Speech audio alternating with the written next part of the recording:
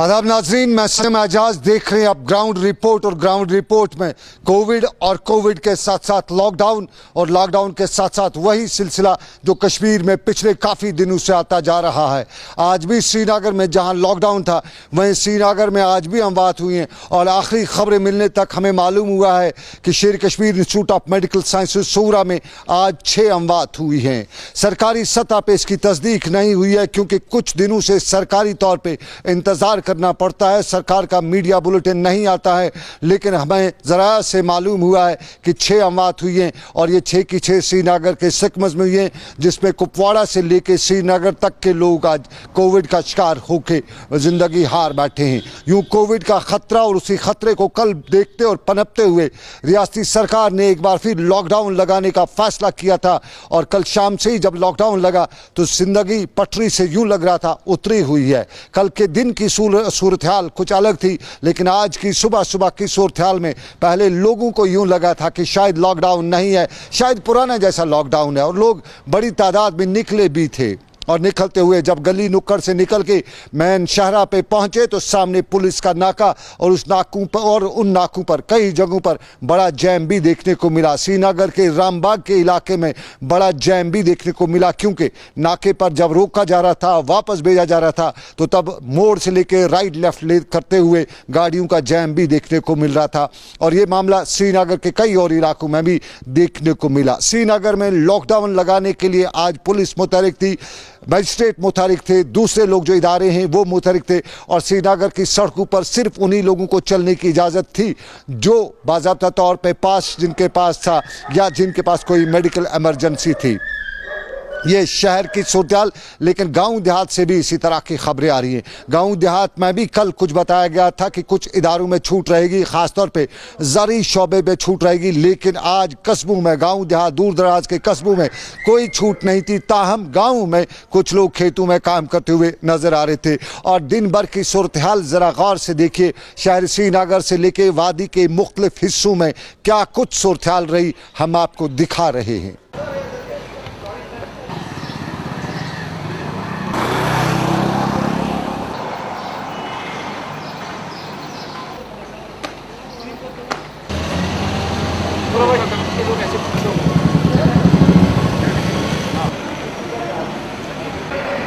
करो यार आज दो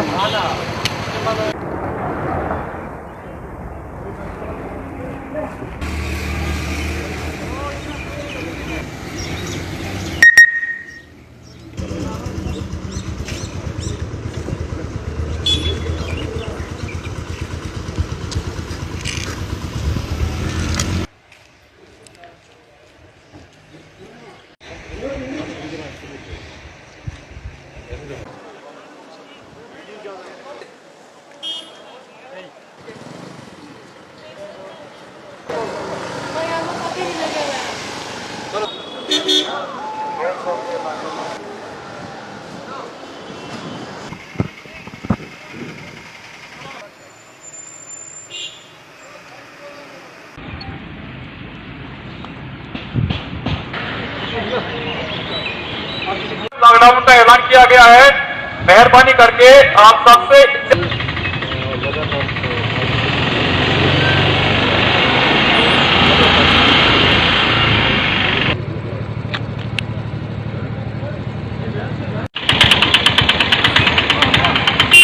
जैसे कि आप अपने मुंह को मास्क से ढकिए। आप लोगों से गुजारिश करते हैं कि आप हमारा ताउन करें,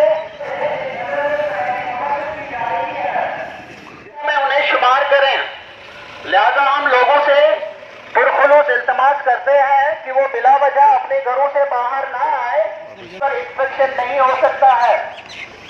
और जो भी एहतियाती तदाबीर है उन पर ये जो लॉकडाउन है इसको सक्सेसफुल हमें हर कीमत पर बनाना है। उसके लिए आवाम का और एडमिनिस्ट्रेशन का साथ आना बहुत ज़रूरी है।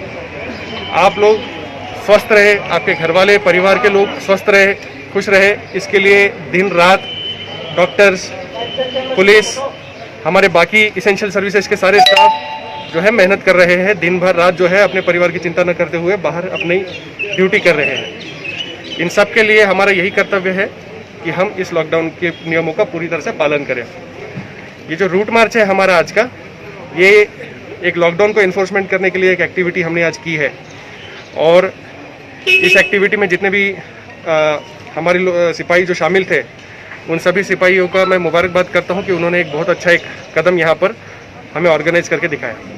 ये शहर की सूरत-ए-हाल, ये बारामूला की सूरत-ए-हाल, कुपवाड़ा की सूरत-ए-हाल और कुपवाड़ा, बारामूला, बडगाम या दूसरे इलाकों के कोविड के रिलेटेड लॉकडाउन की सूरत-ए-हाल। सुनसान जिंदगी, क्योंकि कोविड ने दुनिया को सुनसान करके रखा हुआ है।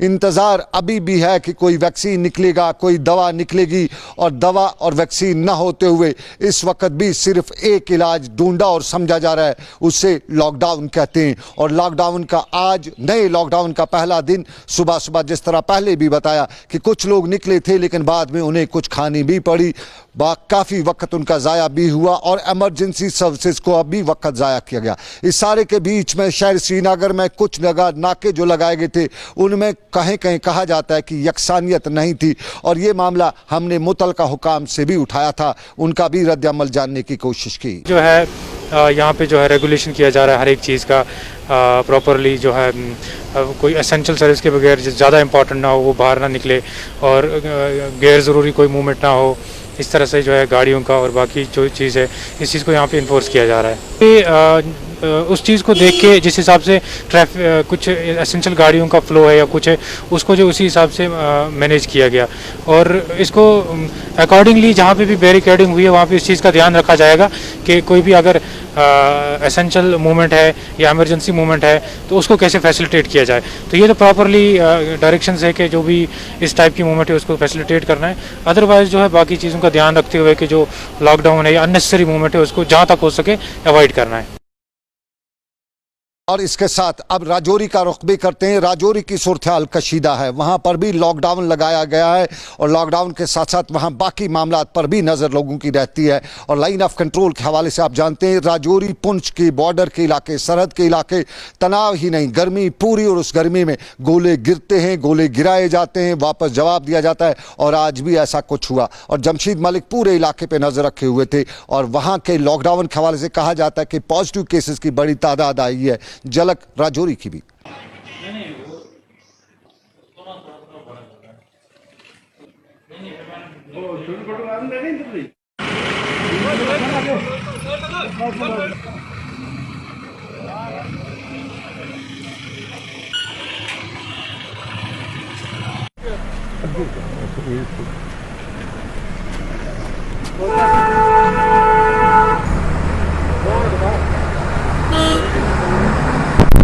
ये लॉकडाउन राजौरी के इलाके का, रियासत के मुख्तलिफ इलाकों का, बानिहाल की भी सूरत-ए-हाल और बानिहाल से लेकर वादी के दूसरे इलाकों की सूरत-ए-हाल हमने आपको दिखाई।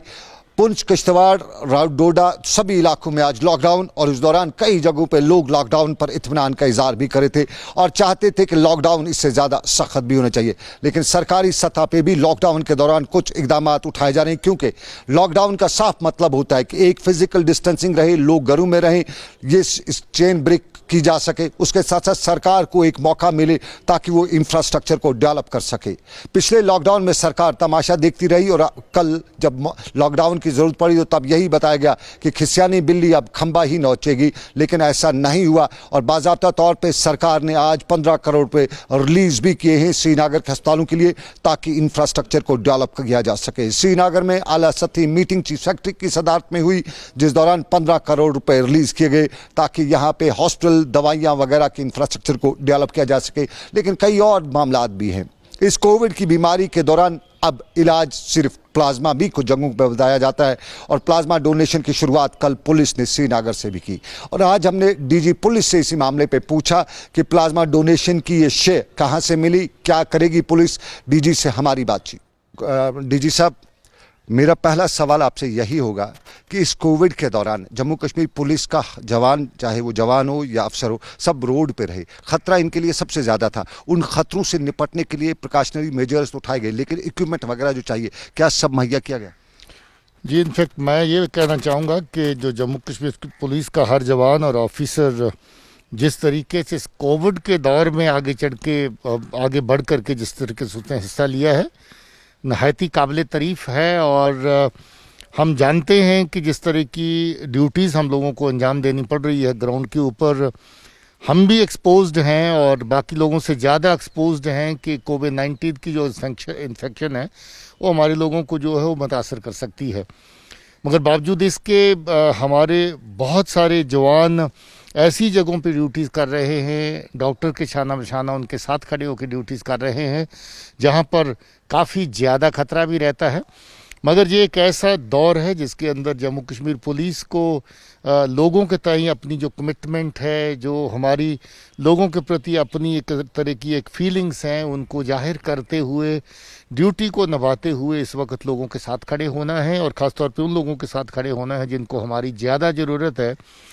इसी के चलते आपने सवाल जैसे पूछा कि क्या हमारे लोग अपनी जो इक्विपमेंट है वो उसके साथ लैस हैं कि नहीं हैं। मैं ये आपको बताऊं कि हमारे पास उस वक्त ये इक्विपमेंट पहुंच गई थी जब शायद किसी भी डिपार्टमेंट के पास ये इक्विपमेंट नहीं थी। हमारे पास अपनी जो पर्सनल गियर है पूरे का पूरा जो आपको एहतियात के लिए पहनना पड़ता है वो अवेलेबल है। अपने पास जो ग्लव्स पहनते हैं और जो मास्क पहनते हैं बड़ी तादाद में सब ज़िलों में सब यूनिट्स के अंदर अवेलेबल है और हर जवान को ज़रूरत के मुताबिक ये चीज़ें मुहैया की जा रही है।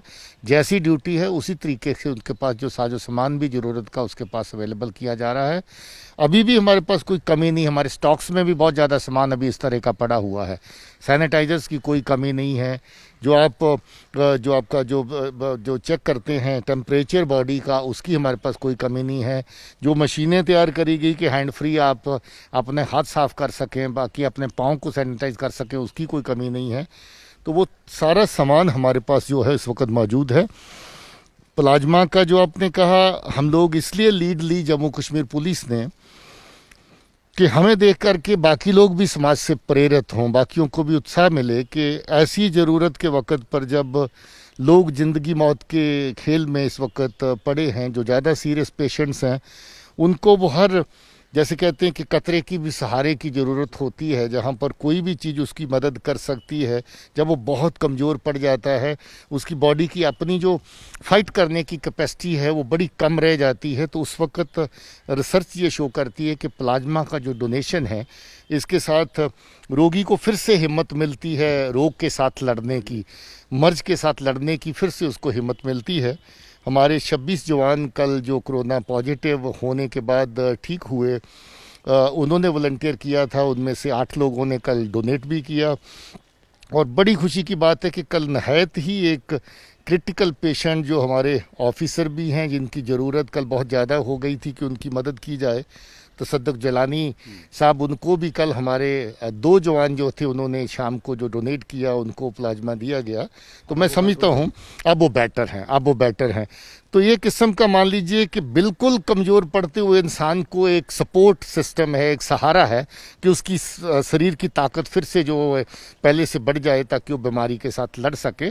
तो इसके चलते मैं लोगों को भी यही कहना चाहूँगा कि लोग सामने आने चाहिए और हम लोग भी आइंदा भी इसके लिए तैयार रहेंगे। मैं कल जवानों ने दिया, क्या वो जवानी के जोश में था या उन्हें जागरूक किया गया था, उन्हें बताया गया था कि आपकी ज़रूरत इस वक्त देश को है इस चीज़ की, या कि वो रूटीन के ऑफिसर का आदेश आ गया तो उन्हें दे दिया? देखिए, जितना पुलिस का ऑफिसर और जवान एक दूसरे के करीब रहते हैं, मुझे नहीं लगता बाकी महकमों में इस तरह का शायद कल्चर हो। हेल्थ में ज़रूर मैं समझता हूँ कि वहाँ पर भी एक दूसरे के साथ साथ खड़े होकर काम करना पड़ता है। तो पुलिस में हम रोज़ अपने ऑफिसर जवान एक दूसरे के साथ जुड़े रहते हैं और उन्हीं के बीच में इन बातों पे चर्चा होता है। ये पहली बार नहीं है, हम खूनदान पहले भी करते रहते हैं, ब्लड डोनेशन कैंप लगाते हैं। और इसमें क्या करना आपने, प्लाज्मा डोनेशन क्या है, एक्चुअली ब्लड डोनेशन है। आपने ब्लड डोनेट करना है, प्लाज्मा तो बाद में मशीन ने तैयार करना है, डॉक्टर ने जो उस पर आपके लगा है उसने उसको उसमें से प्लाज्मा निकालना है। तो हम लोग ब्लड डोनेट पहले भी करते रहते हैं, अब भी आइंदा भी करते रहेंगे। और मुझे खुशी है कि हमारे जो लोग हैं बहुत मोटिवेटेड हैं, वो चाहते हैं कि अपने लोगों के काम आए और बिल्कुल खुशी से वॉलंटरी जो हो वो ये डोनेट कर रहे हैं। जी साहब, बहुत से लोगों में जिस तरह आपने बताया खून डोनेट करना है, यह भी डर था कि प्लाज्मा कुछ और चीज़ तो नहीं, अंदर से कुछ निकाल तो नहीं देंगे, क्या हमारे लोगों को ये जागरूक नहीं है? कोई फ़र्क नहीं है, आपने ब्लड डोनेट करना है, प्लाज्मा ब्लड के अंदर है। आपने सिर्फ ब्लड देना है। जैसे रूटीन में हम 1 पॉइंट ब्लड दान करके आते हैं और उसके बाद खुशी महसूस करते हैं कि हमने किसी की जान बचाने में मदद करी है, वही सिलसिला जहाँ पर, उससे कोई अलग नहीं है। ये प्लाज्मा की बात हुई, लेकिन और दूसरे मुद्दे हैं और उन मुद्दों में हम पुलिस के रिवाइवल की बात करें। बहुत से लोगों ने, पुलिस के जवान जो हैं वो इस वक्त कोविड का शिकार हो रहे हैं, बहुत से हुए भी हैं, लेकिन पुलिस वेलफेयर फंड जो है उसमें से क्या उनका सपोर्ट, फाइनेंशियल सपोर्ट होता है? देखिए, पुलिस वेलफेयर फंड की बहुत सारी जो यूटिलाइजेशंस हैं, जो टाइम टू टाइम हम जिसका जिक्र करते रहते हैं, वो हर तरह का फंड हमारे पास मौजूद है जो हमारे जवान के वेलफेयर के लिए ज़रूरत है। पहले तो पुलिस के वेलफेयर फंड में कोई कमी नहीं है, जहाँ नॉर्मल इंजरी किसी को हो उसमें भी हम उसको देते हैं। अभी भी जो लोग पॉजिटिव इसमें आए, किसी को सहायता की जरूरत पड़े, यूनिट के पास अपना फ़ंड होता है, रेंज के पास अपना फ़ंड होता है। उसके अलावा किसी को पीएचक्यू से मदद की ज़रूरत पड़े, पीएचक्यू तक अगर केस आता है, हम पीएचक्यू से भी मदद करते हैं। ऐसी कोई मनाही नहीं है कि वेलफेयर फंड से ऐसा खर्चा नहीं किया जा सकता है। जिसको भी ज़रूरत हो, जिस तरह की ज़रूरत हो सेहत के लिए, हम उसके लिए मदद करने के लिए पुलिस के वेलफेयर फंड को इस्तेमाल कर सकते हैं। ये पुलिस की बात हुई, लेकिन आम जनता को कहीं आजकल, क्योंकि रामसेवर जो दवाई इसकी है वो बहुत महंगी पड़ती है, अगर कहीं उसकी ज़रूरत पड़ी, क्या पुलिस वो प्रोवाइड करेगी उनको? देखिए, मैं ये कहूँगा कि हमारा जो अपने जवानों का वेलफेयर फंड रहता है, जवानों की मर्जी के बगैर ज़्यादातर हम इसको बाहर खर्च नहीं कर सकते हैं। बाहर जो हम एक्टिविटीज़ करते हैं वो एक सिविक एक्शन प्रोग्राम होता है, उसके तहत करते हैं। Civic action program government of India की मदद से चलता है, उसमें छोटे मोटे फंड्स अवेलेबल रहते हैं, जिसमें कभी कोई इस तरह की अवेयरनेस प्रोग्राम चलाना हो या बहुत ज़्यादा आगे कोई मदद की ज़रूरत हो, तो सरकार के बाकी महकमे हैं इंडिविजुअल केसेस को देखने के लिए। हमारे जनरल पब्लिक और यूथ के लिए जो प्रोग्राम है सिविक एक्शन के तहत, हम उनको कवर करते हैं। रियासती पुलिस सरबराह कोविड के रिलेटेड, प्लाज्मा डोनेशन के रिलेटेड अपील भी करे थे, लेकिन नाजरीन को बताएं कि पुलिस के एहलकार हम तक कई बार मामला उठा रहे थे। अक्सर पुलिस एहलकारों की शिकायत कि उनको रिस्क अलाउंस नहीं मिलता है, अगर मिलता है तो बहुत कम मिलता है, और एसपीओज का मामला भी अक्सर आया जाता है। पुलिस में एसपीओज जो काम करते हैं, अक्सर लोगों को शायद मालूम नहीं होगा कि उनमें बड़ी तादाद ऐसे लोगों की है जो बड़ी तालीम हासिल करके, कुछ पीएचडी हैं, पोस्ट ग्रेजुएट हैं, डबल डिग्री होल्डर्स हैं, और रोजी रोटी की तलाश में एसपीओ की नौकरी करते हैं, और एसपीओ की नौकरी में उन्हें कम तनख्वाह भी मिलती है। और हमने यही दोनों सवाल डीजी पुलिस के साथ उठाए। पहला तो ये कि 3 डीजी बदले होंगे, मगर एक ही वक्त के अंदर 3 बार आपकी किसी अलाउंस में बढ़ोतरी होना, ये पहली बार हुआ है, पहले कभी नहीं हुआ है। एसपीओ का अगर तनख्वाह अब 6,000 से बढ़ कर के हम 18,000 तक ले गए हैं, तो ये पहले कभी नहीं हुआ था, आज हुआ है।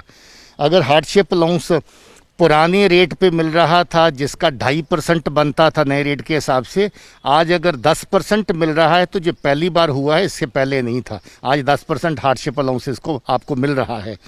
इसके अलावा अभी ट्रेनिंग सेंटर में जो काम करने वाले लोग हैं, उनको कोई अलाउंस नहीं मिलता था, जबकि ऑल इंडिया लेवल के ऊपर सब जगह पे अलाउंस मिलता। हाल ही में 15% का जो अलाउंस है उनके लिए भी सरकार ने, खासतौर पे एलजी साहब ने उसका ऐलान किया। मैं उनको शुक्रिया भी कहता हूँ। ये भी पहली बार हुआ, इससे पहले नहीं हो रहा था। और बिल्कुल ताज़ा परसों जो एंटी करप्शन ब्यूरो में काम करते हैं, 20% उन लोगों को इंसेंटिव मिलेगा, ये भी पहले नहीं था, ये अभी हुआ है। इसके अलावा जो हमारा पुलिस वेलफेयर फंड में से और सरकार की तरफ से जो हमारे लोग शहीद होते हैं, जो उसको एक्सग्रेशिया मिलता था, एसपीओ बेचारा 2 लाख ले करके उसका परिवार घर में बैठ जाता था। 2 लाख रुपया किस काम का रहता है आज के ज़माने में? आज 2 लाख की जगह 30 लाख की रकम है। ये पहली बार हुआ है, पहले नहीं था। आज अगर मेरा जवान जो है उसकी अगर कहीं खुदा न खास्ता ऐसे हालात में, जैसे हालात चलते हैं, कभी शहादत होती है, तो ये रकम कुल मिला के 70 लाख तक पहुंच गई है, जो पहले कोई 25-30 लाख के आसपास होती थी। तो मैं तो आपको इतने गिना चुका हूँ, इसके अलावा कितने और वेलफेयर मेजर हैं उसका हिसाब फिर से डिटेल में आपको दे सकता हूँ। एक लास्ट सवाल, समय की कमी है, लास्ट सवाल जानना चाहूँगा। एसपीओज की आपने बात की, एसपीओज पोस्ट ग्रेजुएट हैं, पीएचडी करके काबिल तरीन लोग हैं, लेकिन उनका फ्यूचर आज भी क्या सिक्योर है पुलिस में? उनका कंप्लीट जो पुलिस ऑब्जर्वेशन, उनका फ्यूचर ये है कि जहां वो 6,000 में ही बेचारे रह जाते थे, आज वो 18,000 तक पहुंचा दिए हैं। अल्टीमेटली लेकर के किसी को ज़िंदगी लीड करने के लिए क्या चाहिए? अपनी ज़िंदगी को लीड करने के लिए खर्चा, मॉनेटरी सपोर्ट चाहिए। वो मॉनेटरी सपोर्ट अगर आज 6,000 से 18,000 तक पहुंची है, तो कल और बढ़ सकती है। ये यहीं पर आके यही हम चाहते हैं आपसे कल। ये यहीं आके नहीं रुकेगी। तो अभी मैं कह रहा हूँ इसी साल के अंदर अगर 3 बार बढ़ा चुका हूँ तो कितनी बार बढ़ाऊं? 1 साल के अंदर परमानेंट वगैरह होंगे वो? परमानेंट तो आपके होमगार्ड में भी लोग काम करते हैं, क्या वो परमानेंट होंगे? जो वॉलंटियर सर्विसेज है वो वॉलंटियर सर्विसेज हैं, उनके अंदर छोटा मोटा जो भी सरकार मेहनताना फिक्स करती है उसके मुताबिक मिलता है, मगर एसपीओ को जो मेहनताना आज मिल रहा है इतना पहले कभी नहीं। रियासती पुलिस के डीजी दिलबाग सिंह से हमारी बातचीत, हमारे सवाल जवाब उनका और नुमाइंदगी हमने पुलिस की करते हुए उन तक मामलात भी पहुंचाए। लेकिन मामलात में ज़रूरी है प्लाज्मा डोनेशन की, और याद दिलाना चाहेंगे आपको कि प्लाज्मा डोनेशन में कोई खतरा नहीं है, कोई नई चीज़ नहीं है। सिंपली ब्लड लिया जाता है, यानी खून का अतिया दिया जाता है, और खून का अतिया देने वाला वही शख्स हो सकता है प्लाज्मा के लिए जो कोविड का खुद पॉजिटिव रह चुका हो, उसके बाद इलाज करके सेहतयाब हो चुका हो और अब वापस अपने घर में आया हो और करीबन उसने 14 दिन घर में अब गुजारे भी हों। यानी प्लाज्मा डोनेशन कोई ख़तरे वाली बात नहीं है। हमारी भी आपसे अपील रहेगी कि ब्लड डोनेशन करिए। पुलिस ने हेल्पलाइन भी जारी की है और डीजी पुलिस ने आज हेल्पलाइन के हवाले से भी हमारे साथ बात की। हम लोग दे दें कि हमारा जो डायल 112 इस वक्त हमारा emergency call system police control room के अंदर चल रहा है, हमने उसको भी इसका हिस्सा बनाया है। कहीं से कोई अगर ब्लड डोनेट करना चाहता है कोविड पेशेंट के लिए तो 112 के ऊपर कॉल कर सकता है, हम उसको फैसिलिटेट करेंगे, हम उसको लाएंगे। उसका गवर्नमेंट मेडिकल कॉलेज के ज़रिए से जहां भी ब्लड डोनेशन की सुविधा उन्होंने रखी है गवर्नमेंट मेडिकल कॉलेज में, वहां उनके ब्लड डोनेशन के लिए ले जाएंगे। इसमें कोई किस तरह की परेशानी नहीं। हर सेहतमंद आदमी जो कोविड पॉजिटिव रह चुका हो मगर अब ठीक है, नेगेटिव आने के 14 दिन के बाद वो ब्लड डोनेट कर सकता है, जिसमें से प्लाज्मा निकाल के पेशेंट को दिया जाता है। सिर्फ कुछ एक तरह के पेशेंट हैं जो नहीं दे सकते हैं, जैसे प्रेग्नेंट लेडीज़ हैं वो नहीं दे सकती। कैंसर से अगर कोई पीड़ित अगर को मरीज़ था तो वो अगर कोविड के साथ भी जूझा है तो उसको नहीं देना चाहिए, वो नहीं दे सकता है। उसके अलावा कोई कमज़ोर है या किसी और बीमारी से, हाइपरटेंशन से, डायबिटीज़ के अगर वो पीड़ित है तो वो नहीं दे सकता है। ऐसे लोगों को छोड़ के हर सेहतमंद आदमी जो कोविड से एक बार अफेक्टेड है मगर अब ठीक हो चुका है, 14 दिन के गैप के बाद वो जो है डोनेट कर सकता है। चलिए, पुलिस की हेल्पलाइन, डीजी पुलिस ने बाज़ाब्ता तौर पे लोगों से भी अपील की कि खून का अतिया दीजिएगा। खून का अतिया देने के लिए आपको कुछ नहीं करना, ज़रूरत कहीं पड़ी तो पुलिस आपके साथ होगी। खिदमत हमारी पुलिस की। और इसके साथ साथ बताएं कि मामलात कई और हैं। हम आपको श्रीनगर के नज़दीकी इलाका गांदरबल के कंगन के इलाके की ये खबर भी सुना रहे हैं और इस खबर के हवाले से आज कंगन पुलिस ने, एसएसपी कंगन ने बाज़ाब्ता तौर पर ट्वीट करके सबके होश उड़ा दिए।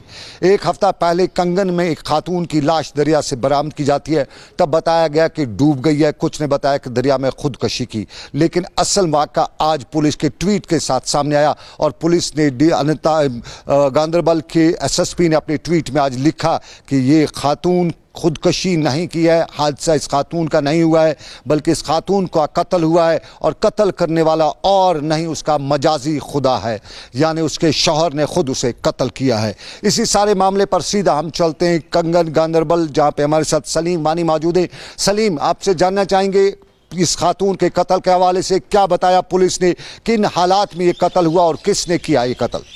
जी बिल्कुल सनम, हफ्ते से पहले एक रुबीना नाम करके लड़की थी जो उसका मिसिंग रिपोर्ट उसी के हस्बैंड ने कंगन पुलिस स्टेशन में डाला था, लेकिन कंगन पुलिस की बर वक्त कार्रवाई के बाद 5 दिन के बाद आज एसएसपी गांदरबल खलील पूसवाल ने उसका जो खुलासा किया था कि जो उसका हस्बैंड था अब्दुल मजीद, उसी ने अपनी बीवी को मार के अपने ही दुकान में 5 दिन के बाद दरिया में डाला था।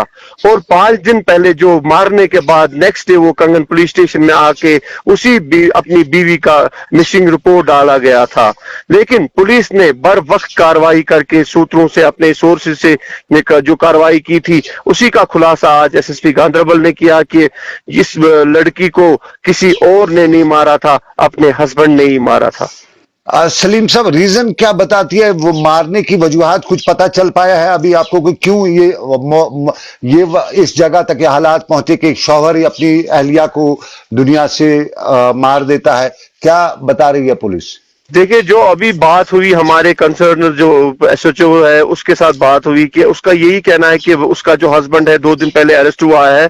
हम पूछताछ कर रहे हैं 2 दिन के, चाहे 1 दिन हो 2 दिन के बाद पूरी जो इंफॉर्मेशन हमें मिलेगी हम आपके साथ शेयर किया जाए। लेकिन जो ये खुलासा हुआ कि उसके हस्बैंड ने ये खुद एक्सेप्ट किया है कि मैंने अपनी बीवी को मार के 5 दिन अपने दुकान में रखा, उसके बाद दरिया में डाला और उसके बाद ही मैंने नेक्स्ट जब मारा तो उसके बाद कंगन पुलिस स्टेशन में मिसिंग रिपोर्ट डाला था। खुद ही कातिल, खुद ही इंसाफ ढूंढने की कोशिश। लेकिन एक चीज, इस खातून के बारे में कुछ पता चला कि ये कहाँ की है, इसके बाद जो मायका है इसका कहाँ है, शादी कब हुई, कोई बच्चा है, कुछ इस तरह की तफसीलात? देखिए सनम, अभी जो पूरी इंफॉर्मेशन है, कंगन के जो गोसीमाला इलाका है, कंगन मार्केट से ये 2 किलोमीटर दूर है। इसका मायके की भी शायद गोजीमाला में ही है। अभी जो पूरी इंफॉर्मेशन है कि क्यों इसके शौहर ने इसको मारा, क्या वजह है, इसके पास के बच्चों के कोई तकलीफ है क्या है, अभी वो शेयर, अभी इंफॉर्मेशन उन्होंने बोला है कि अभी सिक्योरिटी है, जो ही हमारे पास इंफॉर्मेशन आएगी हम शेयर करेंगे। बहुत शुक्रिया सलीम वानी पूरी जानकारी के लिए। सलीम वानी हमें बता रहे थे कि कंगन में खातून का कत्ल हुआ है, कत्ल करने वाला कोई और नहीं उसका शौहर है और मजीद तफसीलात का अब इंतजार है। पुलिस मामले की तहकीकात कर रही है, यानी अपनों ने ही लूटा है। और ये कंगन की बात, लेकिन हम श्रीनगर के आपको जवाहर नगर के बंड के इलाके की ये तस्वीर दिखा रहे हैं। करोड़ों का मकान यहाँ पे, और आज इस मकान की ये जो दीवारें हिलाई गई, दीवारें गिराई गई, ये गैर कानूनी तौर पर इस मकान के आसपास ज़मीन को कब्जा किया गया है। और इस कब्जा करने के दौरान इस शख्स के बारे में मालूम हुआ कि ये कभी सरकार का बड़ा पुर्जा रहा है, कभी बड़े कैडर का अफसर रहा है, और उस दौरान इसने अपने ओहदे का नाजायज़ इस्तेमाल करते हुए यहाँ आसपास की सरकारी ज़मीन को भी अपनी ज़मीन के साथ, मकान की ज़मीन के साथ ऐसे लपेटा कि किसी की हिम्मत नहीं हुई कि इसको यहाँ से बेदखल कर सके। और आज बाज़ाब्ता तौर पर इंतज़ामिया मुतहरिक हुई और इंतज़ामिया ने बाहर उसके दरो दीवार हिला के रख दिए। इस दौरान, इस डिमोलिशिंग ड्राइव के दौरान आपको नाज़रीन ये भी बताते चलें कि ये शख्स बड़ी पहुंच वाला लगता था। फौरन इसने गवर्नर के एडवाइज़र तक भी फ़ोन घुमाया, लेकिन जब तक वहाँ से जवाब वापस आया तब तक इंतज़ामिया कार्रवाई कर चुकी थी। उन्हें मालूम था बंदा पहुंच वाला है, किसी भी वक्त कोई भी टेलीफोन आ सकता है, और यूं जब तक फ़ोन घुमाता रहता, वहाँ से जवाब आता रहता, तब तक ये दरो दीवार गिराए गए थे। और बताया गया था कि वक्त किसी के साथ नहीं है, वक्त पे आप जितना भी करें। एक मज़ेदार बात, करोड़ों का मकान, और इस करोड़ों के मकान के आसपास ज़मीन सरकारी पे कब्जा किए हुए था। ये हमारे ब्यूरोक्रेसी का एक पहलू भी है, और इसी पहलू पे नज़र डालते हुए बहुत अफसोस भी होता है कि कैसी है हमारी ब्यूरोक्रेसी। और ब्यूरोक्रेसी के हवाले से आज मालूम हो ही गया कि क्या कुछ होता है। लेकिन इस दौरान हमें यहाँ ये भी मालूम हुआ कि ये शख्स बता रहा था कि उसके साथ बड़ा जुल्म हुआ है। जुल्म उसने किया या किसने किया, तो बाद की बात, लेकिन वो बता रहा था जुल्म बड़ा हुआ है। लेकिन फिलहाल इसके साथ ही अभी तक का ग्राउंड रिपोर्ट श्रीनगर से ख़त्म हो चाहता है। फिर होगी आपसे मुलाकात रात 8:30 बजे, 10:30 बजे। तब तक रखिए अपना ख्याल। अल्लाह हाफिज़।